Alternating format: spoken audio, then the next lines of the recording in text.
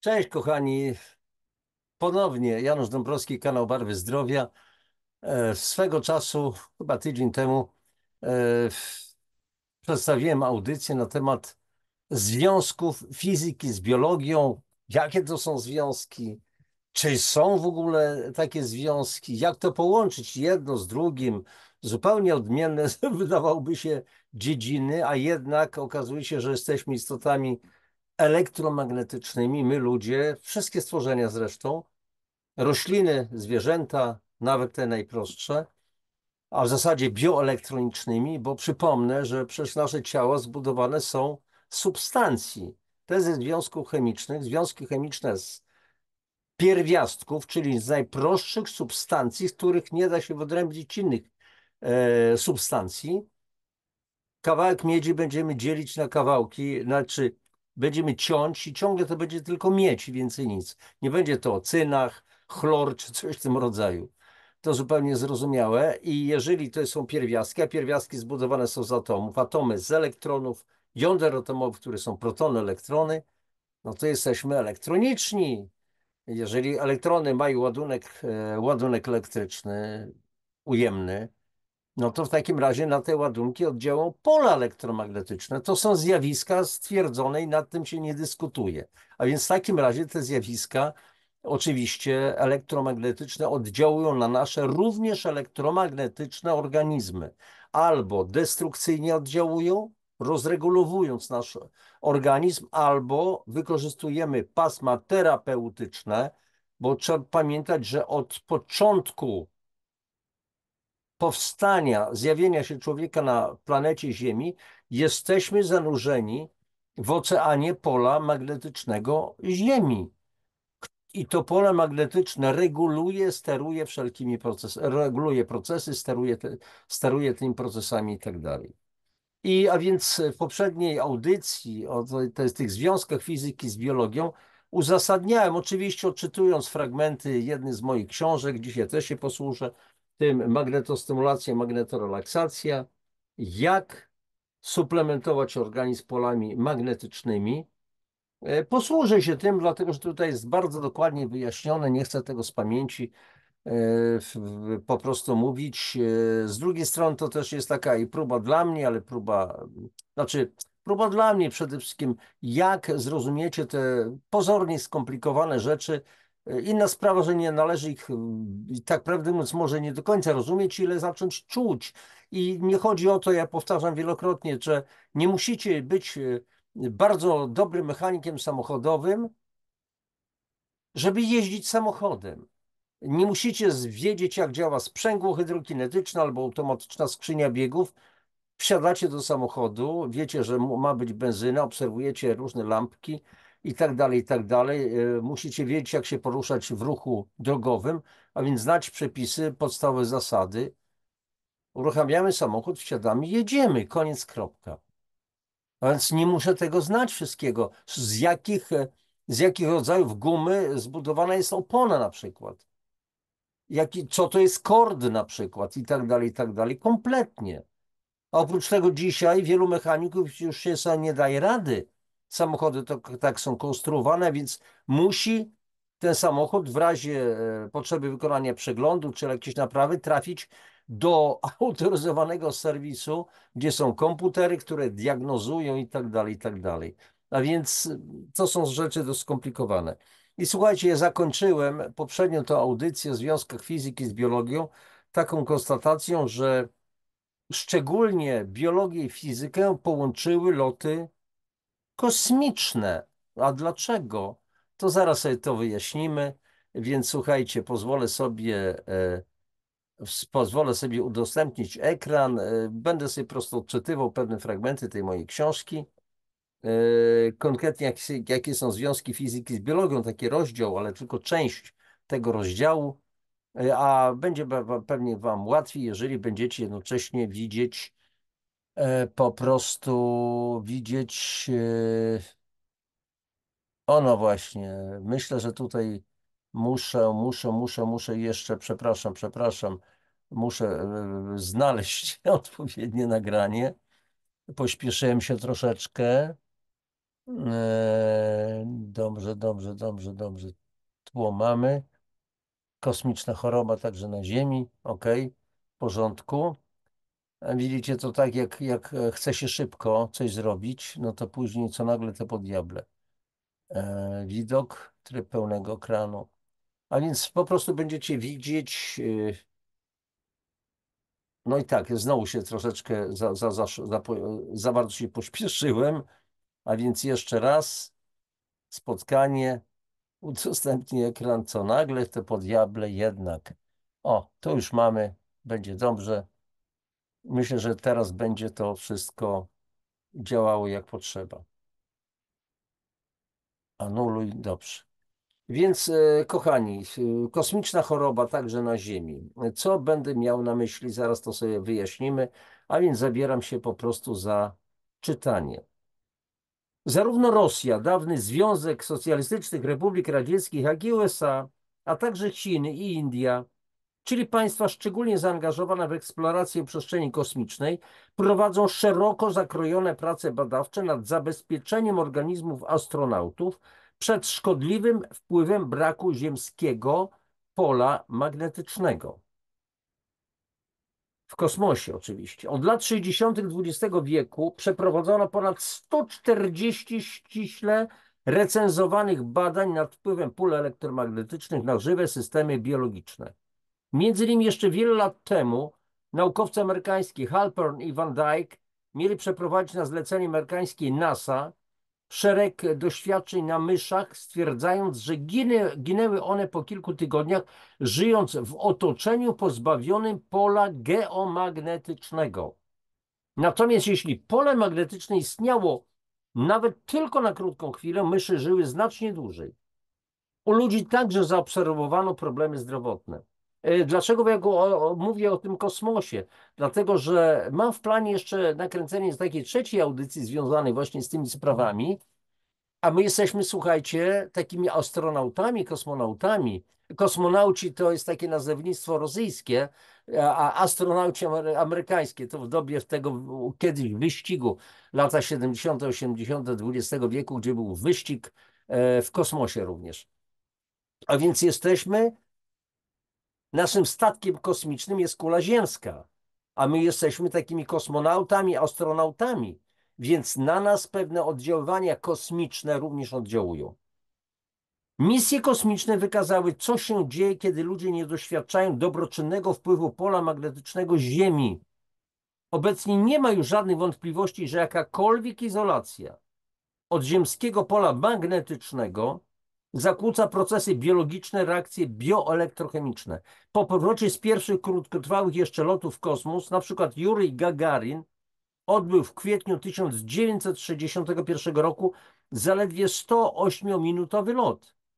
I późniejszych stwierdzono u astronautów rosyjskich i amerykańskich zaburzenia metabolizmu, utratę i znaczne osłabienie mięśni, pojawienie się osteoporozy, desynchronizację biorytmów, dezorientację, zaburzenia rytmu dobowego, zaburzenia snu, ciężką depresję. Badania NASA wykazały także, że astronauci odcięci od ziemskiego pola magnetycznego mają problemy zdrowotne, które można złagodzić poprzez wytwarzanie sztucznego, pulsującego pola magnetycznego. Okazało się także, że największą skuteczność takiej terapii zapewniają szybko zmieniające się w czasie fale prostokątne niskiej częstotliwości 10 Hz i niskiej intensywności rzędu natężenia 1 do 20 mikrotesli.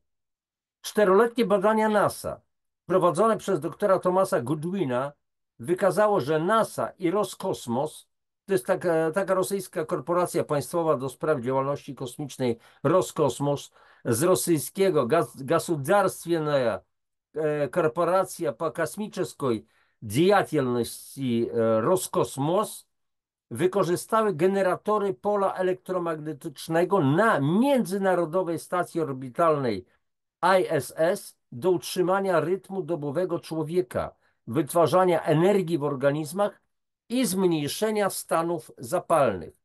Już od końca lat 60. XX wieku ówcześni radzieccy naukowcy, ze Związku Radzieckiego oczywiście, wznieśli znaczący wkład w badania podczas misji kosmicznych biologicznych skutków tak zwanego lokalnego stanu pola hipomagnetycznego. Pamiętajmy, że hiper to jest coś wielkiego, hipo to jest coś bardzo małego. A więc HMF, Hypomagnetic Field, hipo poniżej normy, to są pola o wyjątkowo niskiej indukcji w granicach od 0 do 5 mikrotesli. Trzeba tutaj od razu wiedzieć, że takie pole magnetyczne Ziemi oscyluje w granicach około 50 mikrotesli. Na biegunie jest większe, w granicach około 70-90 mikrotesli, na równiku rzędu nawet 30 paru mikrotesli. A więc te pola HMF, czyli Hypomagnetic Field, pola o wyjątkowo niskiej indukcji, powtórzę, w granicach 5 mikrotesli, w porównaniu z ziemskim polem magnetycznym, Geomagnetic Field, o przeciętnej indukcji na równiku około 50 mikrotesli. To są rząd wielkości, tym bardziej, że to wszystko się zmienia. Międzyplanetarne pole magnetyczne ocenia się na około od 2 do 8 nanotesli ze średnią wartością 6,6 nanotesli. Mikrotesla oznacza 1 milionową tesli, zaś nanotesla oznacza 1 miliardową tesli. Czyli nanotesla jest wielkością 1000 razy mniejszą od mikrotesli. I jeżeli już pola hypomagnetyczne, czyli bardzo słabe, są rzędu około 5 mikrotesli i już dają nam problemy, stwarzają problemy, bo człowiek jest przystosowany do życia w polu rzędu około 50 mikrotesli, od 30 do mniej więcej do 90, do 100 mikrotesli, a tu mamy zwielokrotnie jeszcze mniejsze, to już jest problem.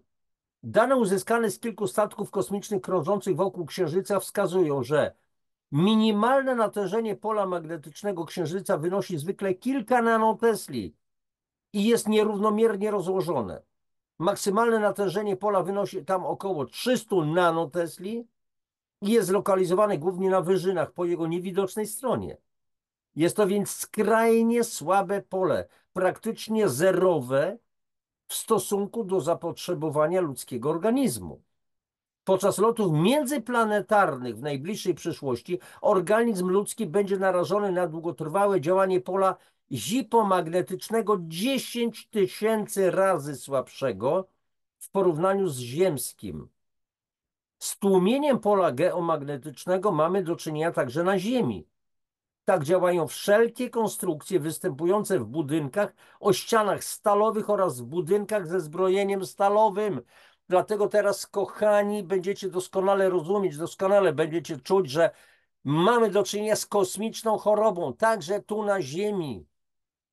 Tą kosmiczną chorobę powodują braki naturalnego pola magnetycznego, któremu nasze ciała powinny być poddawane.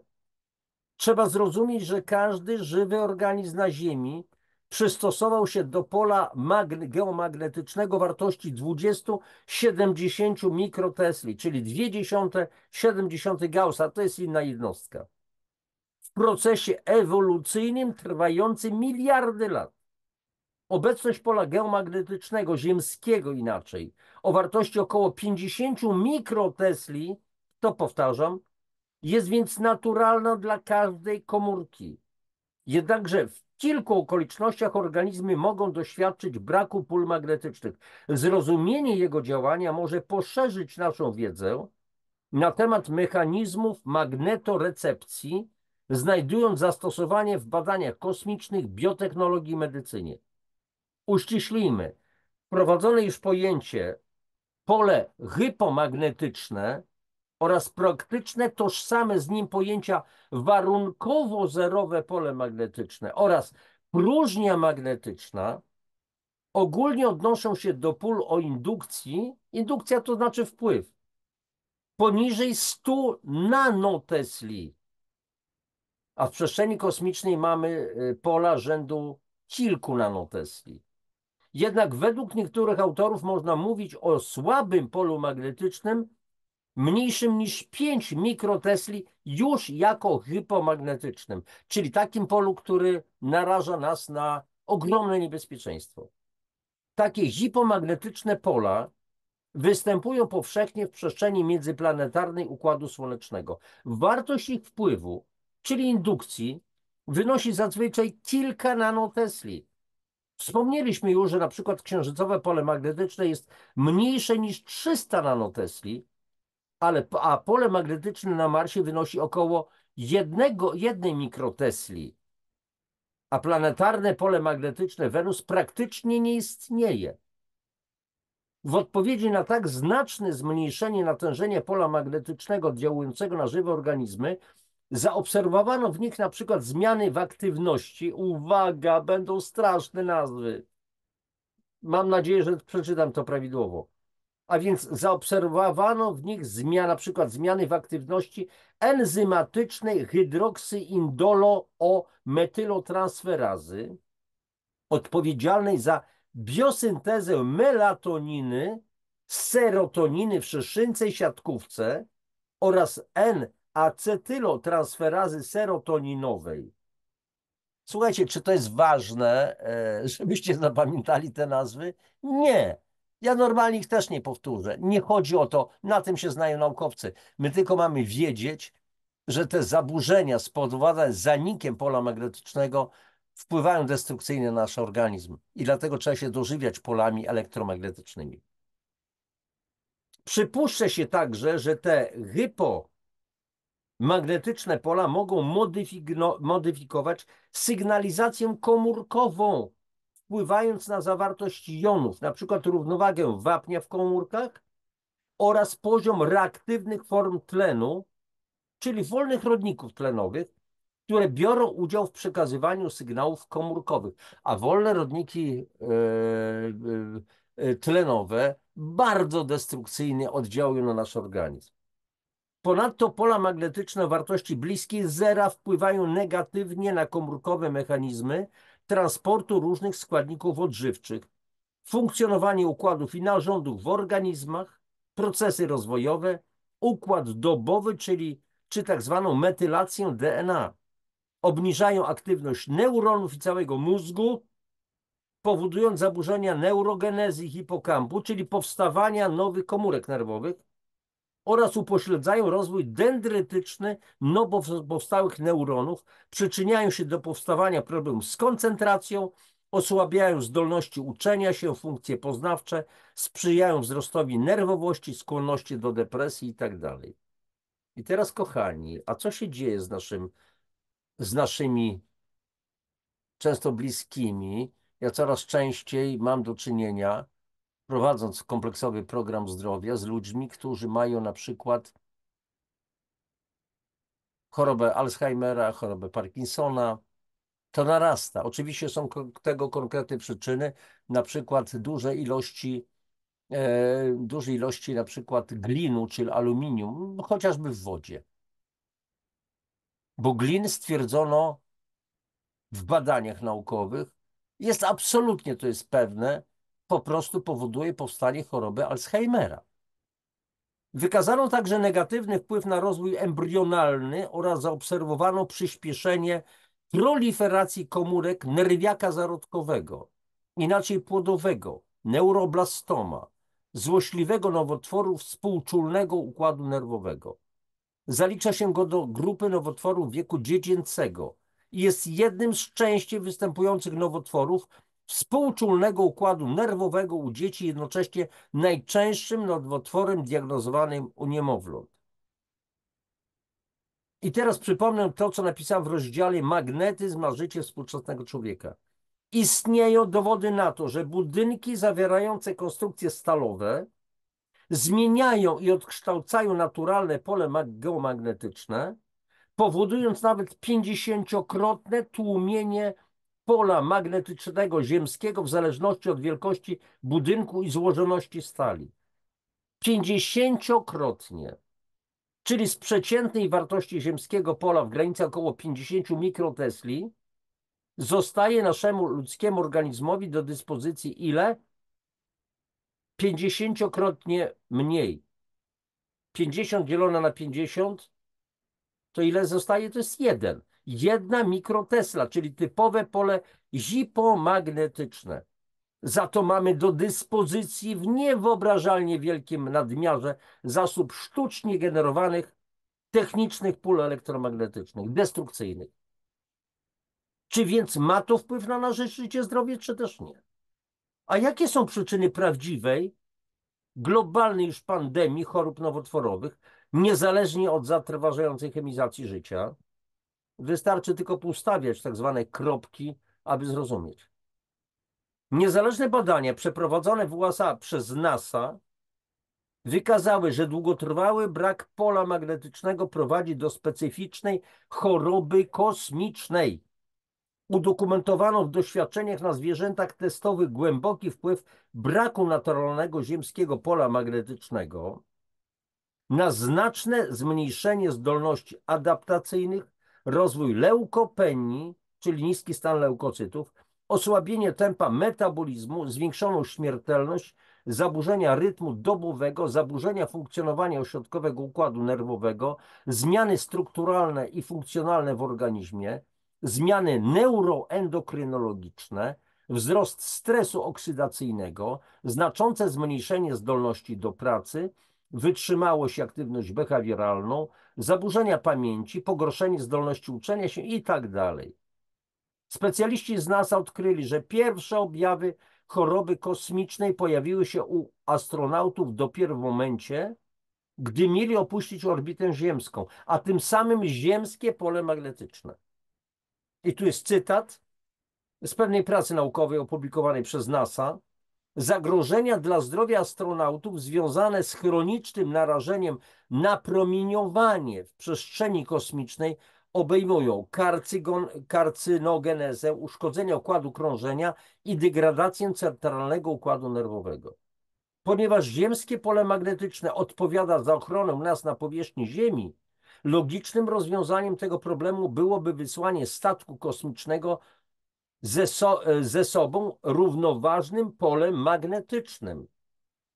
Właśnie dlatego, biorąc pod uwagę całą tę listę wymienionych względów, wszelkich obserwacji, badań, doświadczeń i tak dalej, wszystko to spowodowało konieczność stosowania podczas lotów kosmicznych terapii przy użyciu generatorów impulsowego pola elektromagnetycznego o specyficznie dobranych parametrach.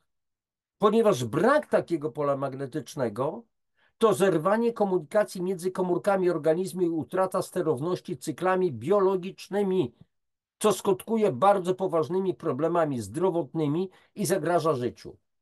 Rozwiązanie to zwróciło uwagę naukowców spoza branży kosmicznej, którzy odtąd zaczęli zajmować się w sposób interdyscyplinarny biologicznymi skutkami wpływu pól magnetycznych na organizmu.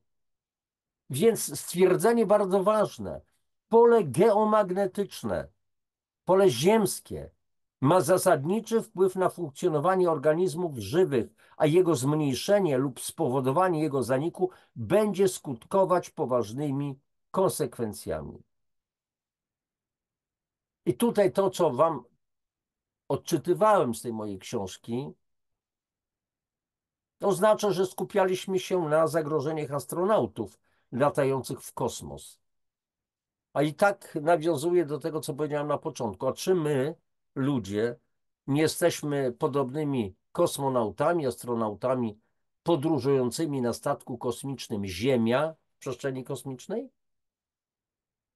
Ale trzeba dogłębnie naprawdę, kochani, zrozumieć, że organizmy nasze, ludzi, organizmy zwierząt, organizmy roślin, wszelkich istot, wykształcały swoją strukturę i odporność na choroby w warunkach promieniowania elektromagnetycznego globu ziemskiego w bardzo długim okresie czasu.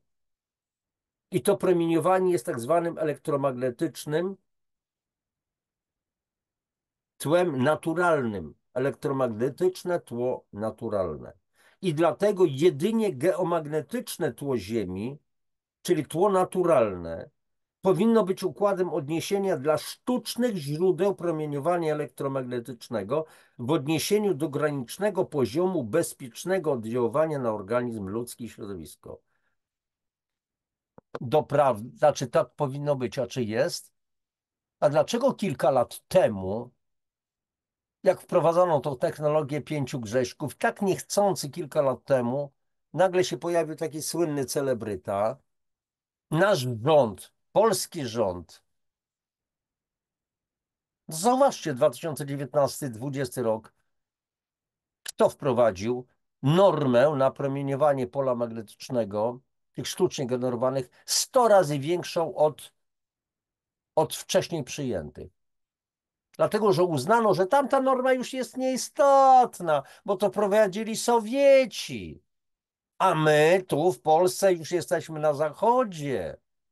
Tak, czyli, ale ci Sowieci wiedzieli, po co wprowadzają bardzo niskie normy, bo chodziło o bezpieczeństwo ludzi, naprawdę.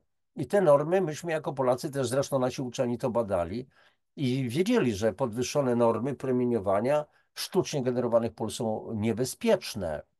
I tak sobie przyjęto, bach. Dlaczego? Bo wprowadzono zupełnie nowe technologie, a do wprowadzenia tych technologii potrzebne były inne zupełnie normy, inne pola magnetyczne i tak dalej. I to uzasadniono, jak poszperacie w internecie, żaden problem. Wprowadzono nowe zmiany, bo taka była potrzeba ze względu na wprowadzanie tych nowych technologii, tych 5 grzeszków. I dopiero dzisiaj, na przestrzeni ostatnich 50 lat rewolucji naukowo-technicznej XX stulecia, dokonał się niewyobrażalny skok i szok. Nigdy jeszcze w historii Ziemi żaden proces geofizyczny nie przebiegał tak radykalnie jak obecnie. Nastąpiła i ciągle następuje niewyobrażalna wprost na skalę planetarną totalna zmiana środowiska elektromagnetycznego. Jedną z przyczyn upatruje się w zakłóceniu procesów magnetycznych związanych z jądrem Ziemi, zarówno jeśli chodzi o natężenie i kierunek pola magnetycznego, czyli pole magnetyczne Ziemi słabnie. Słabnie. W przeciągu ostatnich 500 lat utraciliśmy około 10% tego pola, tego natężenia, czyli słabnie. I na to miejsce, czyli drugą przyczyną, jest niezwykły rozwój elektrotechniki, elektroniki, telekomunikacji. W rezultacie przestrzeń pomiędzy powierzchnią Ziemi i ionosferą stanowi ogromny węzeł elektromagnetycznych, nakładających się na siebie nienaturalnych, bo stworzonych przez człowieka, wpływów. I właśnie dlatego należy wykorzystywać generatory pól magnetycznych wspomagających organizmy. Kochani, czy się to komuś podoba, czy też nie, taka jest potrzeba dzisiaj. Suplementacja polami magnetycznymi. Mówiłem o tym od dawna, po to były wywiady z panem Andrzejem Fiodorukiem, twórcą polskiego urządzenia bardzo dobrego, NIM-2, dla każdego praktycznie. Tylko to trzeba stosować w sposób praktycznie prawie stały. Bardzo często. To jest polskie urządzenie typu Wiofor, to są niemieckie doskonałe urządzenia typu Bemer, Cloud na przykład i tak dalej.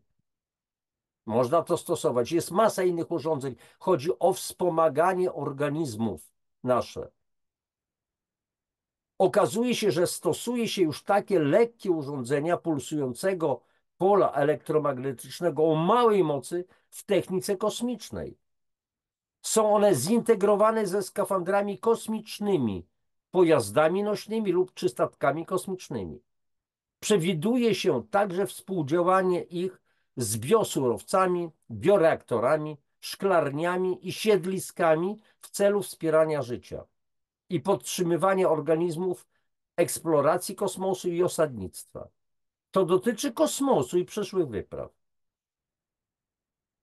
Na Ziemi także nie tylko warto, lecz należy korzystać z takich zakładanych na ciało, niezależnych od zewnętrznych źródeł energii, lekkich systemów zasilanych na przykład bateriami cynkowo-węglowymi lub akumulatorkami litowo-jonowymi. To jest już potrzeba, kochani. Jak powiedziałem, jest tego typu urządzeń sporo. Wymieniłem MIM-2, Wiofor, Bemer, Cloud, Biomag i wiele, wiele innych urządzeń. Jeżeli będziecie trafiać na gabinety, które stosują magnetoterapię, magnetostymulację przede wszystkim, to nie obawiajcie się tego, bo to są błogosławione urządzenia i błogosławione terapie dla naszego organizmu. My już dzisiaj tego bardzo, bardzo potrzebujemy. A więc słuchajcie, koniec na dzisiaj. Zatrzymuję to udostępnienie. Tak, anuluj. Zatrzymaj udostępnienie. A więc jest niezwykła potrzeba, myślę, że to już doskonale czujecie, że jeżeli pewne rzeczy zostały zastosowane w technice kosmicznej, w medycynie kosmicznej, tego jest bardzo dużo, tak prawdę mówiąc. Generatory fal milimetrowych na przykład, ja to stosowałem terapeutycznie, praktykowałem tę terapię na sobie, na innych moich znajomych. To znaczy, że ci naukowcy, którzy zajmują się medycyną kosmiczną, w ogóle lotami kosmicznymi, to co, to są głupcy? Nie wiedzą, po co to robią? Przecież kosmonauci muszą być zdrowi, muszą wrócić na Ziemię.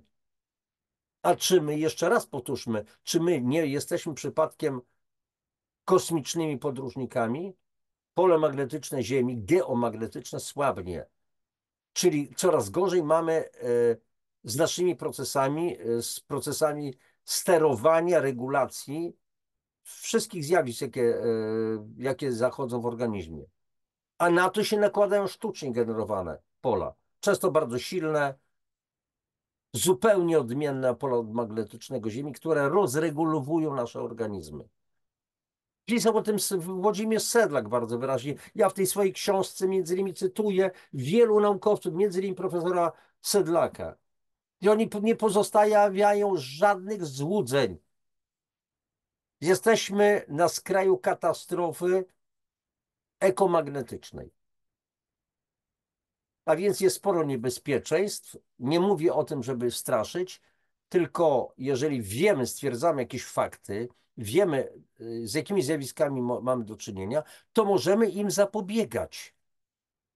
A więc powinniśmy stosować suplementację polami magnetycznymi, bo wiemy, jakie są niebezpieczeństwa, jakie są zagrożenia obecnie.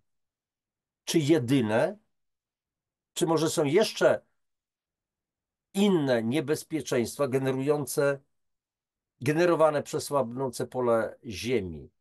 No nie są to jedyne akurat niebezpieczeństwa. O tych innych, bardzo istotnych, bardzo ważnych powiemy sobie w następnej audycji, bo trzeba będzie o tym powiedzieć. Na dzisiaj tyle. Jak zwykle proszę Was o lajki, o subskrypcje, o dzielenie się tymi linkami, tą wiedzą z innymi ludźmi, z Waszymi znajomymi, bliskimi. Proszę również o komentarze. Mam nadzieję, że znowu audycja coś rozświetlała. Ja zdaję sobie tylko sprawę, że to nie jest takie proste. Słuchajcie, jak ja wchodziłem w te tematy ponad 20 lat temu, to dla mnie to na początku była czarna magia. Tym bardziej, że w internecie nie było prawie nic, a oprócz tego internetu nie było. Przypomina mi się taka dyskusja, bo dzisiaj mamy nagrywam tę audycję w 2024 roku, w kwietniu. Konkretnie, słuchajcie, 28. Muszę zrobić jakiś zapas. Dopiero za jakieś 2-3 tygodnie się pojawi na moim kanale, ale bo akurat wyjeżdżam. Ponad tydzień mnie nie będzie, więc muszę po prostu zrobić zapas jakiejś audycji. I więc powiedzmy 20-30 lat temu nie było takiego internetu. To tak jak jest taki dowcip, autentyk, tak prawdę mówiąc. No mamo, jak to nie było w sklepach nic? Był tylko ocet i musztarda? Mówimy o pewnym okresie życia w Polsce. Trzeba było pójść do Auchan albo do Carrefoura. Na tym polega to niezrozumienie. Słuchajcie, wszystkiego dobrego Wam jak zwykle życzę. Trzymajcie się, papatki. I już kończymy. Wyłączamy się. Jeszcze raz, do widzenia.